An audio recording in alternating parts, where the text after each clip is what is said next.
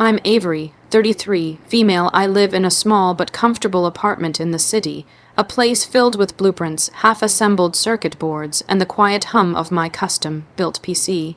For the last 6 years, my life has been my work as a robotics engineer at a company called Innovate Dynamics, a place I once thought was the pinnacle of my career. The story I'm about to tell you isn't just about a job. It's about how a single act of cruelty from my boss, a man I respected, pushed me to dismantle the world he built around himself, using the very tools he paid me to create. Before this story unfolds, I'd love to connect with you. Please let me know in the comments where you're watching from and what time it is in your corner of the world. It's amazing to see how far these stories can travel. The call came on a Tuesday morning. I was in the middle of a complex diagnostic for Project Chimera, our company's flagship autonomous delivery drone. My phone buzzed on the workbench, displaying Mom. My heart, for a reason I couldn't explain, dropped. My parents were retired, living a quiet life a few states away. They never called during work hours unless it was important. "Hi, Mom," I answered, my voice a little shaky. Her voice on the other end was thick with tears. "Avery, it's Dad." The rest of the conversation was a blur of fragmented sentences. A sudden heart attack. He was gone. Just like that, the world tilted on its axis. My dad, Michael, the man who taught me how to use a soldering iron, the man whose steady hands could build anything from a rocking chair to a birdhouse, was gone. He was a carpenter, a man of wood and nails, while I was a woman of circuits and code, but we spoke the same language of creation. I ended the call, my body numb. My colleagues at their workstations became distant shapes. The only clear thought in my head was that I needed to go home. I needed to be with my mom. I packed up my bag, my hands trembling, and walked towards my boss's office. Mark Carlson, our head of engineering, was a man who commanded respect, or at least demanded it. In his early 50s, he had a sharp suit for every day of the week and a smile that never quite reached his eyes. He saw people as assets, cogs in the machine he managed. I had always been one of his star cogs, the lead engineer on his pet project. I knocked on his glass door. He looked up, annoyed at the interruption. "Avery, what is it? We're on a deadline for the Chimera diagnostics." I stepped inside, closing the door behind me. "Mark, I just received some terrible news, my father. He passed away this morning." Mark's expression flickered for a second, a brief, almost imperceptible shift. It wasn't sympathy, it was annoyance. "I'm sorry to hear that," he said, the words flat and rehearsed. "The funeral is on Friday." I explained, my voice barely a whisper. "I need to go home. I'll need to take the rest of the week off. I've already logged my progress, and I can be available online if there's an emergency, but..." He held up a hand, stopping me. "Avery, you know the pressure we're under. The Chimera prototype is being presented to the board on Monday. It has to be flawless. We can't afford to lose our lead engineer for 4 days right now." I stared at him, bewildered. "Mark, my father just died. This isn't a vacation, it's his funeral. I understand it's an unfortunate timing," he said, his tone condescendingly calm.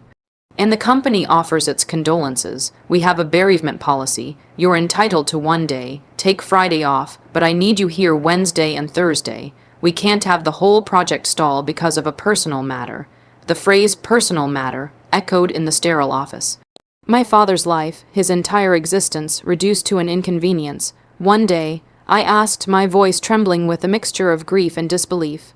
"The funeral is a 5-hour flight away. I'll spend more time in the air than on the ground. I need to be with my family. And I need my best engineer ensuring a multi-million-dollar project doesn't go up in smoke." He countered, his voice hardening. "Look, take Friday, be back on Monday. That's the best I can do. We all have to make sacrifices for the good of the company." I stood there for a long moment, the hum of the servers in the next room sounding like a roar in my ears. He was serious. He was weighing my father's funeral against a project deadline and finding it wanting.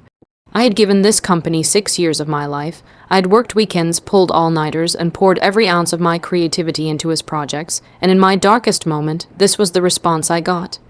"I see," I said, my voice cold and hollow. The grief that had consumed me moments before was now crystallizing into something else, something hard and sharp. "Thank you for your understanding." I turned and walked out of his office, my back ramrod straight. I didn't go back to my desk. I walked right out of the building, the automated glass doors sliding shut behind me like the closing of a chapter. He thought he needed me for Wednesday and Thursday.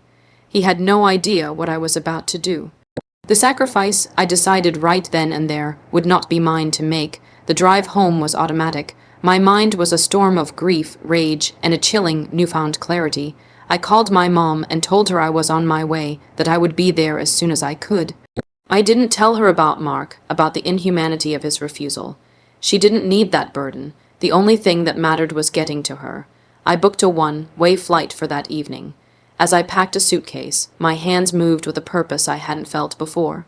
Mixed in with sweaters and black dresses, I packed my personal encryption hard drive and my laptop. The plan was still a nebulous shape in the back of my mind, but I knew I would need my tools. Just before I left for the airport, an email pinged on my phone. It was from Mark. The subject line read, "Work responsibilities." The email was short, cold, and to the point. He reiterated that he expected me back in the office on Monday morning. He attached a list of tasks he wanted completed remotely if I found the time. Before then, all critical to the Chimera presentation, he ended the email with a single, insulting sentence. "Again, my condolences, but the project must come first. Let's show the board what Innovate Dynamics is made of." That was the moment the last shred of my loyalty to the company evaporated. It wasn't just a company anymore, it was him, Mark Carlson. He hadn't just built a career at Innovate Dynamics, he had built a kingdom, and Project Chimera was to be his crown jewel. He had taken credit for my innovations, presented my designs as his own, and now he was demanding I sacrifice my family's grief for his glory. My phone rang again. It was Chloe Davis, my closest friend at the office. She was our lead QA tester, a brilliant, no-nonsense woman who saw the flaws in everything, from code to character. "Avery, what's going on? You just vanished. Mark is fuming." I sank onto my sofa, the suitcase at my feet. "My dad died, Chloe." The line went silent for a moment, then her voice, soft and full of genuine sorrow. "Oh, Avery, I'm so sorry. Are you okay? Where are you?" I told her everything, the phone call with my mom, the meeting with Mark, his one-day offer, the email. I could hear her sharp intake of breath on the other end. "That man is a monster," she said, her voice laced with venom. "I cannot believe he would do that. Of all the soulless things he's done, this is the worst." "He thinks I'm coming back on Monday," I said, a bitter laugh escaping my lips. "You're not, are you?" she asked, though she already knew the answer. "No, I'm at home, packing. I'm flying out tonight. But Chloe, I'm going to do something before I go." "What are you thinking?" she asked, her tone shifting from concerned to intrigued. "Because whatever it is I'm in, that guy has had this coming for years. I built Chimera from the ground up," I said, my eyes scanning my apartment, my own little lab. "The navigation systems, the obstacle avoidance algorithms, the core operating system. It's all mine. My signature is in every line of code." "I know," she said. "He'd be lost without you." "He's about to be," I replied. "I need you to do something for me. Can you access the main server room? I'm in Ka," she said with a hint of pride. "I have access to everything." "Good," I said, a cold resolve settling over me, because I'm going to need a ghost in the machine. The flight was a blur. I spent the hours in the air suspended between two worlds. One was a world of grief, filled with memories of my father, his calloused hands showing me how to hold a hammer, the smell of sawdust in his workshop, the sound of his laughter. The other was a world of cold, methodical anger. I sketched out my plan on a cocktail napkin, the pen strokes precise and steady. It was a two-pronged attack. First, I would cripple Project Chimera. Second, I would ensure Mark Carlson's professional ruin. I arrived late at night. My mom enveloped me in a hug that felt like it could mend broken bones. The next few days were a whirlwind of funeral arrangements, relatives, and shared sorrow. In every quiet moment, I felt the profound, aching absence of my dad. And in every one of those moments, the image of Mark's dismissive face fueled the fire inside me. He had tried to rob me of this, of the right to grieve with my family. He had deemed it an unacceptable expense on his project's timeline. On Thursday night, the night before the funeral, I put my plan into action. My mom and relatives were asleep. I sat in my childhood bedroom, the glow of my laptop screen casting long shadows on the walls. I connected to the Innovate Dynamics server through a secure, multi-layered VPN I had built for myself years ago for remote work emergencies. It was untraceable. Once inside, I went to work. Project Chimera wasn't just a drone, it was a complex ecosystem.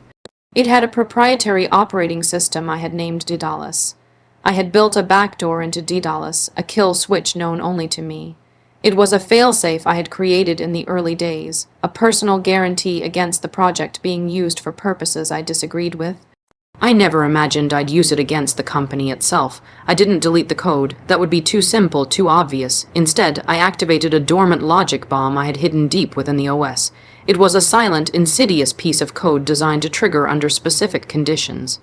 I set the trigger for the following Monday at 10:00 a.m., precisely when Mark's presentation to the board was scheduled to begin. The logic bomb wouldn't crash the system. It would subtly corrupt it. It would introduce microsecond delays in the drone's response time. It would cause the navigation system to miscalculate its position by a few, almost imperceptible, degrees. The obstacle avoidance sensors would still work, but their feedback loop would be slightly off, making the drone appear clumsy and unreliable. To the untrained eye, it would look like a hardware failure or a series of minor software bugs, but to the board of directors it would look like a multi-million-dollar failure, a project not ready for prime time. A project led by an incompetent head of engineering, but that was only part one.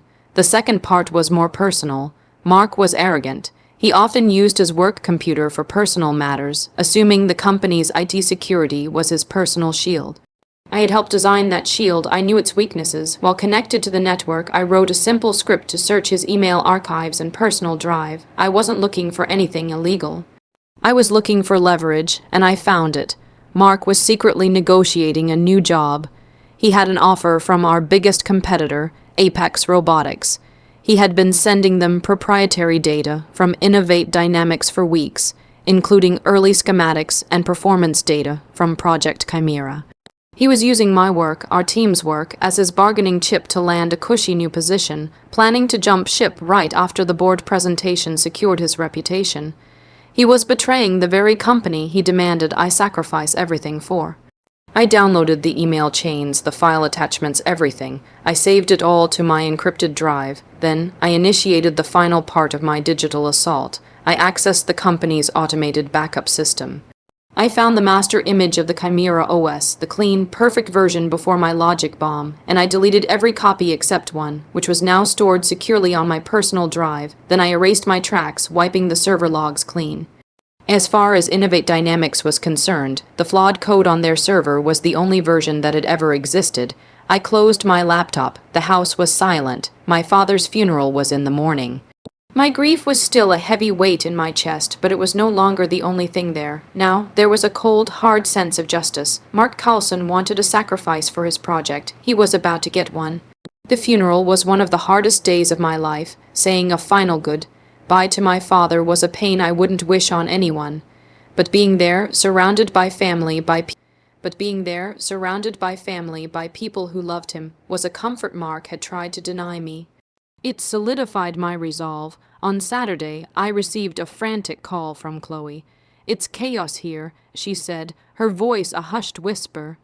"Mark came in this morning to run a final simulation before the presentation. The drone is acting. Drunk. It's overcorrecting its flight path. It almost hit a wall in the testing bay. The diagnostics are coming back with all sorts of weird, minor errors that make no sense." I listened, a grim satisfaction settling over me. "What's his reaction?" "Panic," she said. "Pure, unadulterated panic. He's got the entire software team in trying to debug it, but they can't find the root cause. It's like chasing ghosts. They fix one thing, and another little error pops up somewhere else. He's been screaming your name for the last hour. He's tried calling you a dozen times." I looked at my phone. 3 missed calls from Mark. I smiled. Let him scream. "He's trying to get them to roll back to a previous version of the OS. Chloe continued, "But he can't. The system is saying the current version is the only one available." "Avery, what did you do?" "I just cleaned up a little," I said, "made sure they were working with the most up-to-date version of the code." "You're a legend," she breathed.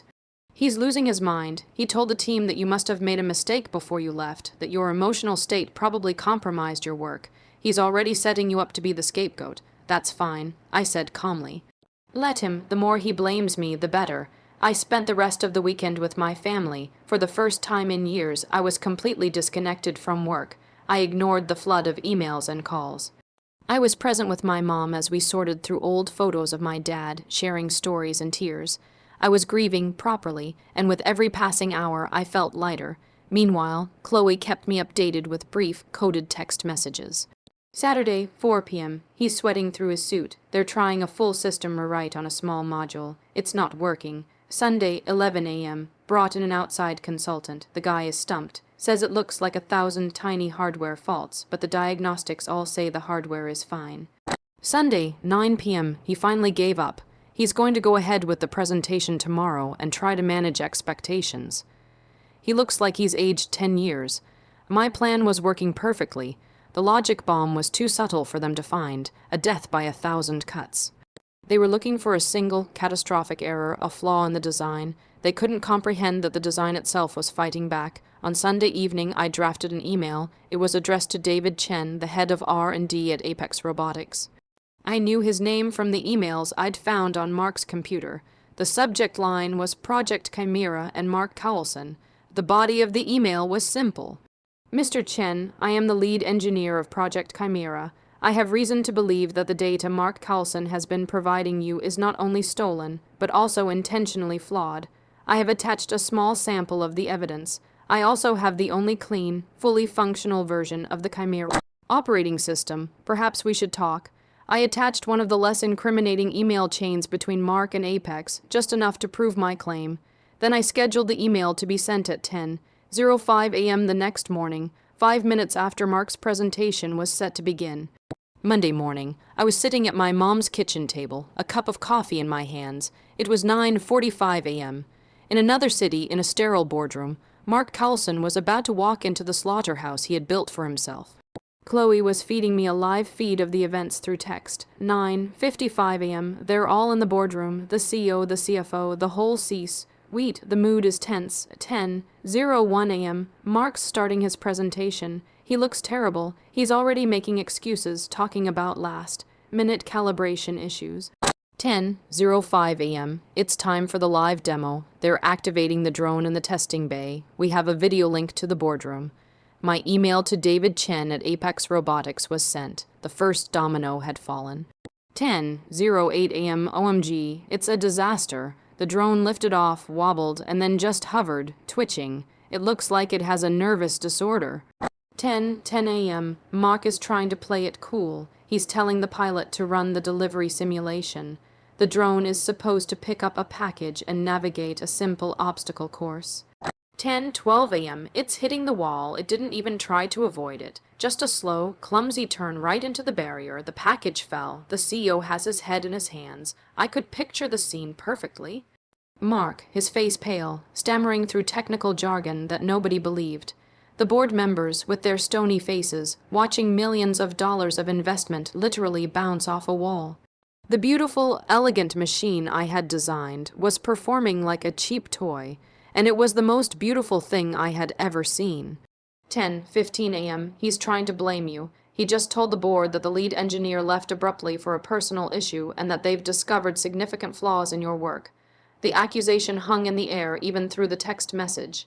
But it was an empty threat. His scapegoat was a ghost. At that exact moment, another email, which I had scheduled the night before, was arriving in the inbox of every single member of the Innovate Dynamics Board of Directors, as well as the head of HR. The subject line was, "The Truth About Project Chimera and Mark Cowlson." The email was from me, "Dear board members," it began.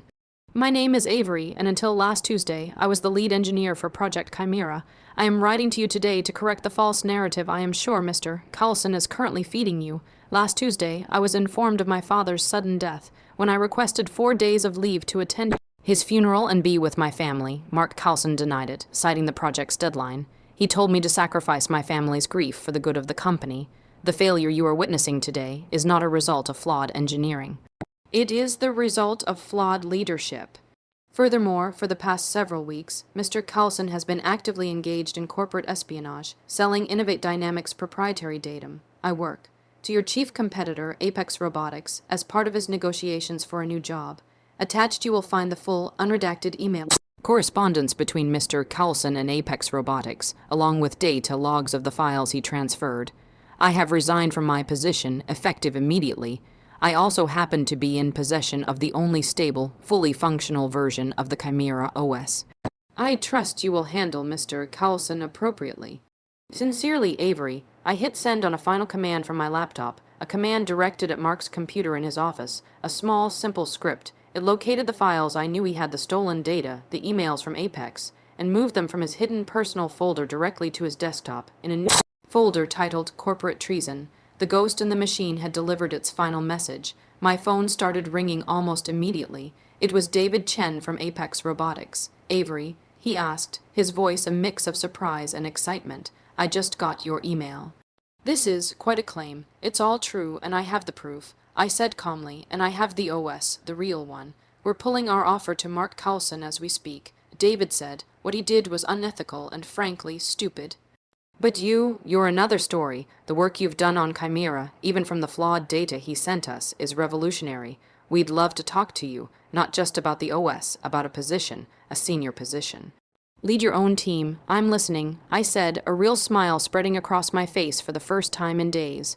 While I was on the phone with Apex, Chloe was giving me the play from the boardroom fallout. 10:25 a.m. The CEO just got an alert on his tablet. He's reading your email. His face has gone from disappointed to furious. 10:27 a.m. He just stood up. He interrupted Mark mid-sentence. He told security to escort Mark to his office and not to let him touch his computer. 10:30 a.m. They're all reading it now. The whole room is silent except for the frantic clicking on their devices. Mark looks like he's seen a ghost. 10:35 a.m. They just escorted him out of the boardroom. He tried to argue, but the CEO just pointed at the door. It's over, Avery. It's completely over. My conversation with David Chen was productive. We agreed to meet the following week, after I had taken some proper time with my family. He didn't just want to buy the Chimera OS, he wanted to hire the mind that created it. He offered me a salary that was double what I would, making it innovate, a leadership role, and a promise that at his company, family came first. An hour later, I received a call from a number I didn't recognize. It was the CEO of Innovate Dynamics. His voice was tired and strained. Avery, he said, foregoing any pleasantries, I've seen your email. I want to apologize for the conduct of Mr. Carlson. It is unacceptable, and it does not represent the values of this company. With all due respect, sir, I replied, my voice steady. For the last 6 years, Mark Carlson was the company to me. And when I needed a shred of human decency from him, he couldn't provide it. He was silent for a moment. What do you want, Avery? You have us over a barrel. We have a non-functional prototype, a board demanding answers, and a PR nightmare on our hands.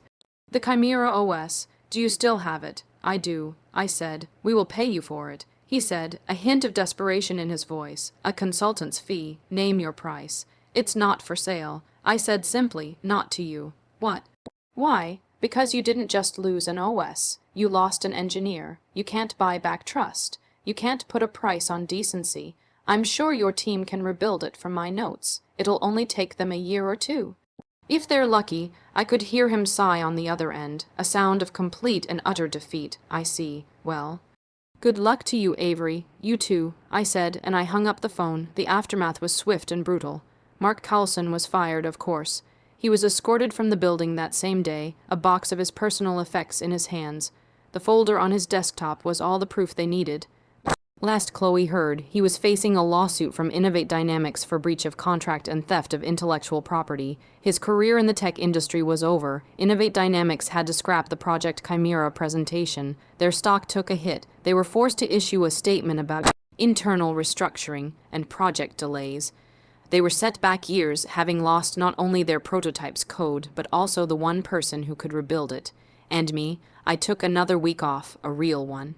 I stayed with my mom. We talked, we cried, we healed just a little.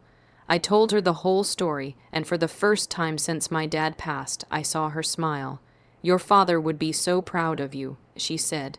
He always taught you to stand up for yourself. The following week, I met with David Chen and the team at Apex Robotics. They weren't just impressed by my work, they were impressed by my conviction.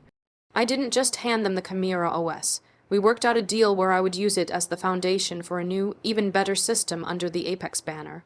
It was my work, and now, finally, I would get the credit for it. My new job is everything Innovate Dynamics wasn't. It's collaborative, respectful, and innovative in a way that encourages people, rather than burns them out. My new boss listens to my ideas. My team is brilliant and supportive. And the first thing they told me during my orientation was about their unlimited bereavement leave policy. Take all the time you need. The HR manager said, family is everything. Sometimes I think about Mark Carlson and his cold, calculating decision. He saw my father's death as an entry on a spreadsheet, a risk to his timeline. He tried to make me choose between my family and my job. In the end, he lost his job, his reputation, and his future, and I found a better one. I didn't set out for revenge. I set out to claim a daughter's right to grieve. But in the process, I took back everything he had ever taken from me, my work, my credit, and my power. My father, the carpenter, taught me how to build things. Mark Coulson, the boss, taught me how to tear them down, and that's a lesson I'll never forget.